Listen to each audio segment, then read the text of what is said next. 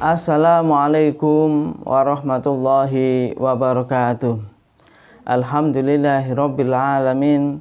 Wassalatu wassalamu ala sayyidina wa habibina wa qurrati a'yunina Muhammadin sallallahu alaihi wasallam wa ala alihi wa ashabihi ajmain, amma ba'du.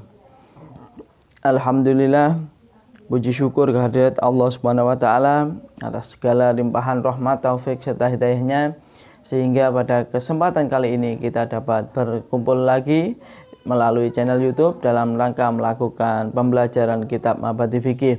Semoga mulai awal pertemuan demi pertemuan kita selalu mendapatkan ridho dan berkah dari Allah Subhanahu wa taala.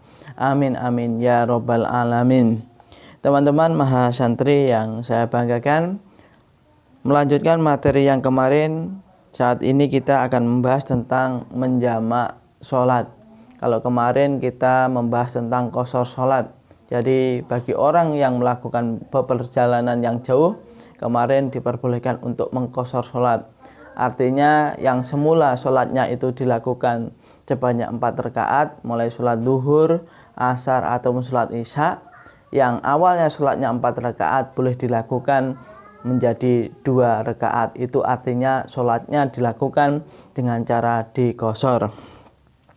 Untuk materi kali ini kita akan membahas tentang jamak. Jamak itu artinya mengumpulkan. Jamak itu mengumpulkan. Jadi sholat yang waktunya berbeda itu bisa dilakukan di dalam satu waktu. Jadi misalkan duhur dengan asar boleh dilakukan di waktu duhur, ataupun duhur dengan asar boleh dilakukan di waktu asar. Itu artinya 2 waktu yang berbeda tetapi dilakukan di dalam satu waktu. Itu namanya adalah jamak. Terkait dengan jamak tersebut kita bahas materinya, kita bacakan dulu maknanya, kemudian nanti akan saya jelaskan. Bismillahirrahmanirrahim.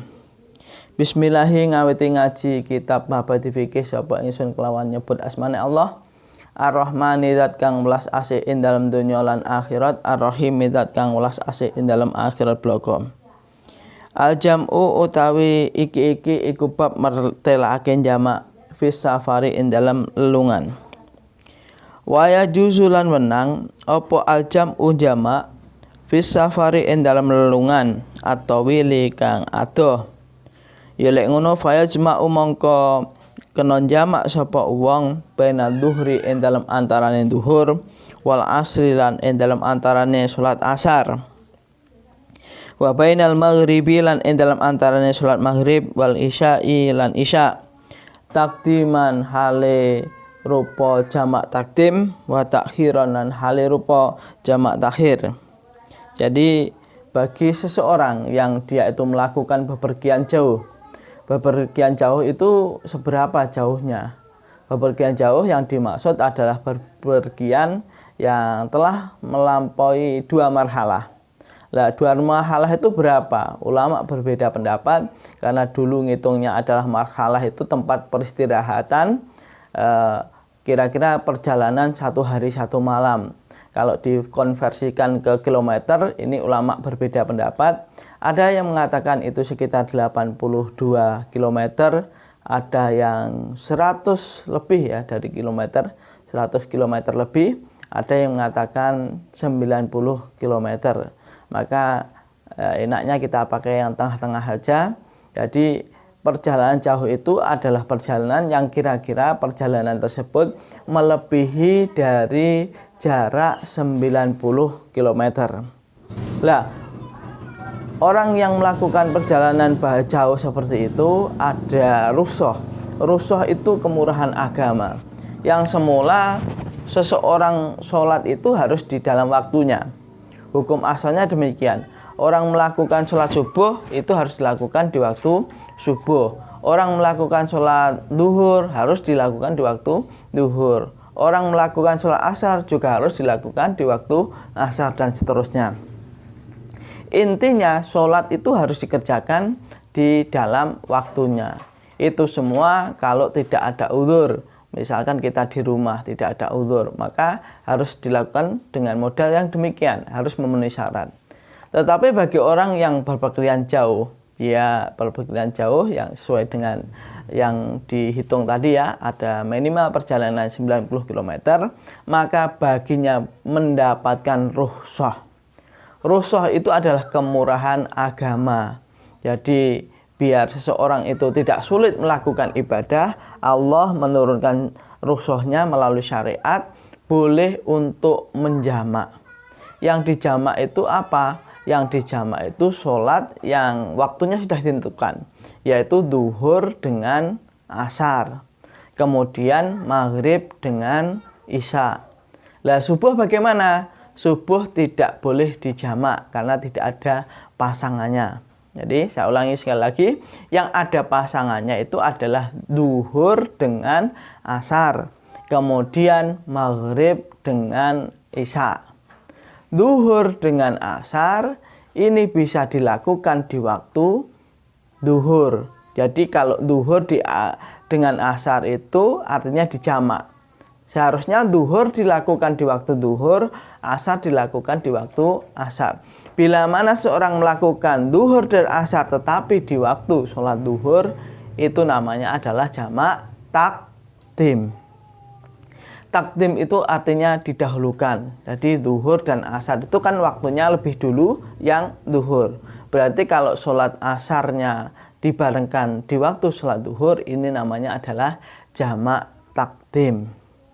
Kemudian apabila sholat duhur dengan asar ini dilakukan di waktu asar, ini namanya adalah jamak takhir. Takhir itu artinya diakhirkan, karena duhur dengan asar waktunya asar itu lebih akhir.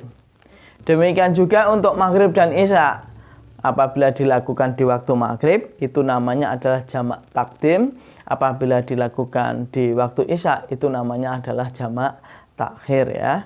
Jadi penyebutan takhir atau takdim itu sesuai dengan waktunya. Kalau yang di awal namanya adalah takdim, kalau di akhir itu namanya adalah takhir. Kemudian kita lanjutkan tentang syarat-syaratnya. Bismillahirrahmanirrahim. Syurutu jam'it takdimi utawi iki iku mertelake pira-pira syarate jamak takdim. Seseorang yang melakukan jamak takdim itu harus memenuhi syarat-syarat yang akan kita jelaskan ini. Al-awalu utai kang awal. Al-awalu utai kang awal iku at-tartibu tartib. Fala yajuzu mongko ora wenang apa takdimul asri dinginake atau mendahulukan salat asar ala duhri ing atas salat duhur, wala isya'i lan ora kena dinginaken salat isya al maghribi ing atase salat maghrib. Jamak takdim ini mempunyai beberapa syarat, di antaranya yang pertama harus meletakkan urutan salat dengan benar. Urutan salat yang benar itu maghrib dengan isya harus didahulukan yang maghrib dulu, karena waktunya maghrib itu lebih awal daripada waktunya salat isya. Maka tidak diperkenankan kalau dibalik, isya dulu baru dia sholat maghrib, ini tidak diperkenankan. Demikian juga duhur dengan asar, ini harus dilakukan duhur dulu kemudian dia melakukan sholat asar, tidak boleh dibalik. Kita harus melakukan sholat sesuai dengan urutannya.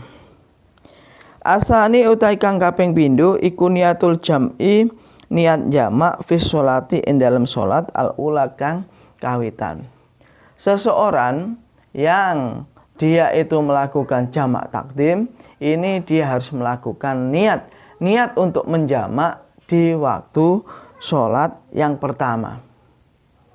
Misalkan sholat duhur dan asar, dia mau melakukannya di waktu duhur. Ketika dia itu sholat duhur, berarti sholat yang pertama, dia itu sudah niat bahwa nanti sholat yang asar juga dilakukan di waktu duhur. Ini harus disertakan pada sholat yang pertama.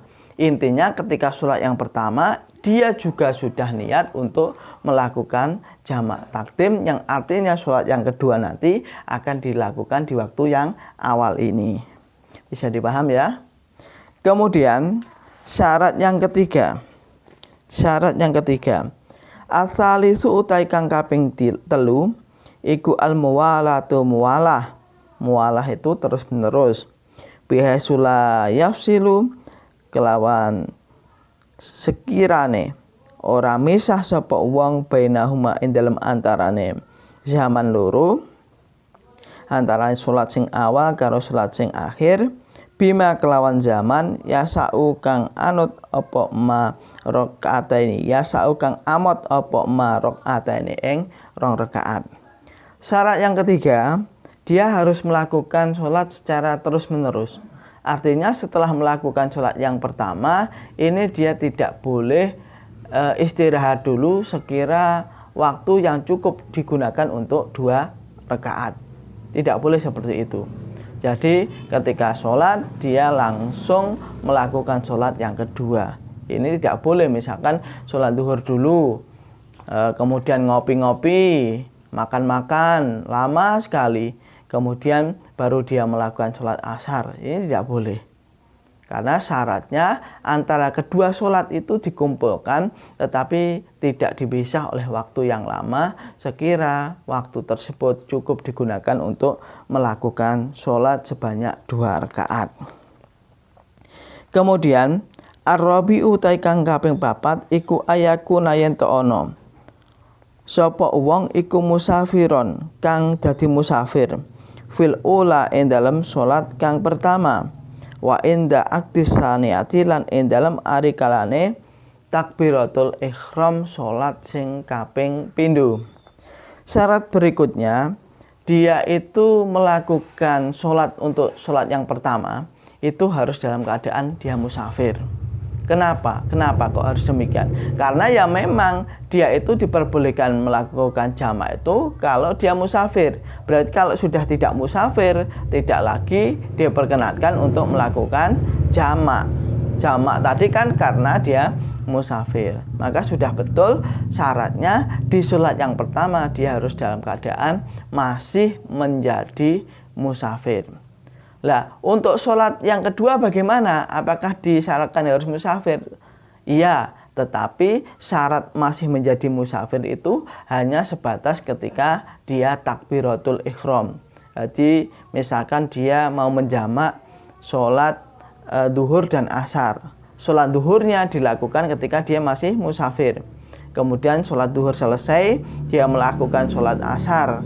Allahu Akbar. Ini dia niat untuk jamak takdim sholat asar. Jadi sholat asarnya dilakukan di waktu yang awal. Setelah takbir selesai, ini dia misalkan naik kendaraan, sudah tidak musafir lagi, sudah di tempat mukimnya. Berarti sudah tidak musafir lagi. Tetapi waktu takbirnya dia masih menjadi musafir. Ini tidak masalah. Karena yang menjadi syarat itu ketika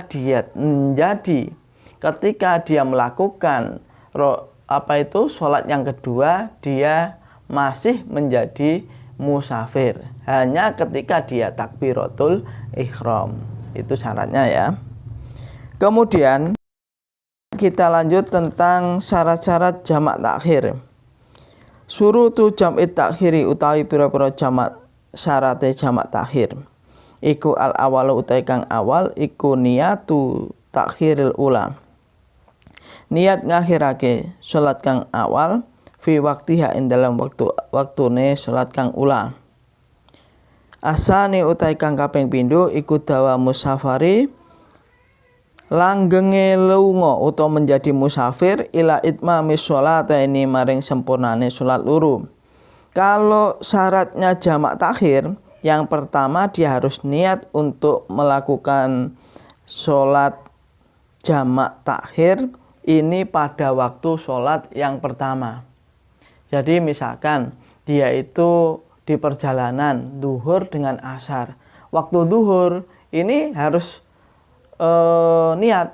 Ini sholat asar saya dan sholat duhur saya. Ini saya lakukan di waktu jamak takhir. Jadi nanti saya sholat asar sekaligus sholat duhur. Artinya sholat duhur saya tidak saya lakukan saat ini, tetapi saya lakukan nanti setelah sholat asar. Ini harus dilakukan ketika dia masuk di sholat yang awal. masuk waktunya, artinya walaupun belum sholat, tetapi dia di waktu sholat duhur itu harus niat, nanti sholat duhur saya akan saya lakukan di waktu asar ya. Saya ulangi, yang dimaksud dengan niat itu adalah niat untuk melakukan sholat duhur di waktu asar. Niatnya kapan? Niatnya pada waktu masuk waktu sholat duhur. Kemudian kedua-duanya ini juga harus dilakukan dalam keadaan musafir. Ini ya, syarat yang kedua, sholat duhur dan asar ini harus dilakukan dalam keadaan musafir semua. Atau maghrib dengan isya ini juga sama, harus dilakukan dalam keadaan musafir. Demikian untuk materi kali ini. Kalau ada sesuatu yang belum jelas bisa ditanyakan ya nanti melalui WA atau di kolom komentar. Ada kurang lebihnya mohon maaf. Wabillahi taufiq wa hidayah. Wassalamualaikum warahmatullahi wabarakatuh.